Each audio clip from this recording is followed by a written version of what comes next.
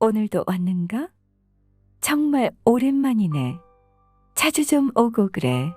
오늘은 국내 미제 사건 얘기야. 2003년 2월 서울특별시 관악구 봉천동 어느 조용한 주택가의 옥탑방에서 일어난 일이야. 당시 43세 최종철은 사건 발생 4개월 전 2003년 2월 28일부터 옥탑방을 계약해 피해자 35세 이 씨와 동거를 시작했어. 둘은 동성애 관계로 사실 1995년부터 함께 생활했다고 해. 그러던 2월 21일 오후 2시경 이 씨의 조카는 삼촌과 연락이 되지 않자 삼촌이 살고 있는 집으로 찾아갔어. 하지만 집에는 인기척이 없었고 문도 잠겨 있었어. 집주인이 조카에게 요새 이 집 사람들이 보이질 않어.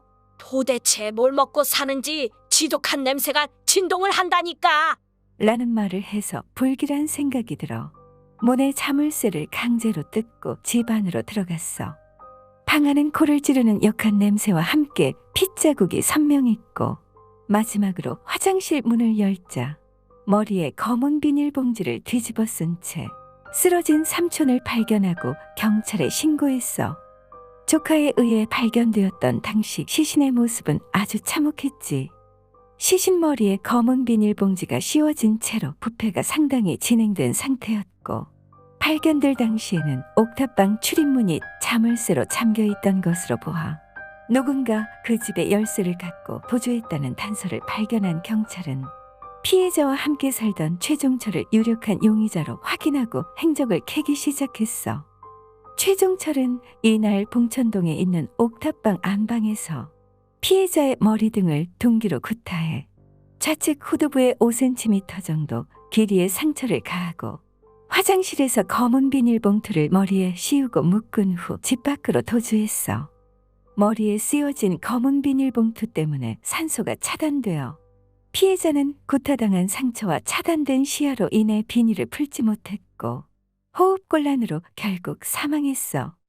비닐봉투로 인한 질식 역시 추정이기에 구타당한 끝에 그 자리에서 즉사했을 가능성도 있어. 범행 이후 최종철은 피가 묻은 벽지들을 뜯어내 휴지통에 버리고 도주했어. 봉천동 옥탑방에서는 피해자의 통장에서 돈이 인출된 기록이 적힌 거래 명세표가 발견되었는데 이를 토대로 조사한 결과 돈을 인출한 사람이 최종철임이 밝혀졌어. 한 방송에 따르면 피해자의 살해 시점을 추측했는데 첫 번째 사망 추정 시각은 2003년 6월 15일 오전 9시 20분부터 오후 1시 사이였어.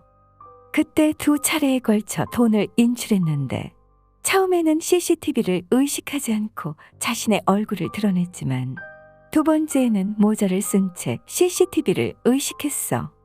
그리고 당시 피해자는 다니던 직장을 그만둔 채 휴직 중이었는데 일정한 직업도 없던 최종철이 피해자의 통장에서 돈을 인출하니까 격분한 피해자가 최종철과 다투던 중 범인은 우발적으로 피해자를 살해했을 것이라는 추측을 할 수 있었고 두 번째 사망 추정 시각은 피해자가 마지막으로 통화한 6월 12일 오전 9시 40분부터 1차로 현금이 인출된 6월 15일 오전 9시 20분 사이였어. 주변 사람들의 증언에 따르면 피해자는 직장을 그만두고 대부분 집에서 머물렀다고 하며 최종철은 PC방에서 하루 8시간 넘게 게임을 했다고 해. 최종철이 도박으로 돈을 잃자 금전적인 문제에 시달리다가 계획을 세우고 피해자를 살해했을 거라는 추측을 할 수 있었어. 그 이후 최종철은 자취를 감췄는데 현재까지 잡히지 않았고 검거 여부조차 알려지지 않은 상태야. 다행스럽게도 2000년 8월 이후 벌어진 살인사건에 관한 공소시효가 폐지되어서 아직 범인이 살아있는 상태로 체포하기만 하면 충분히 법의 심판을 받게 할 수 있지.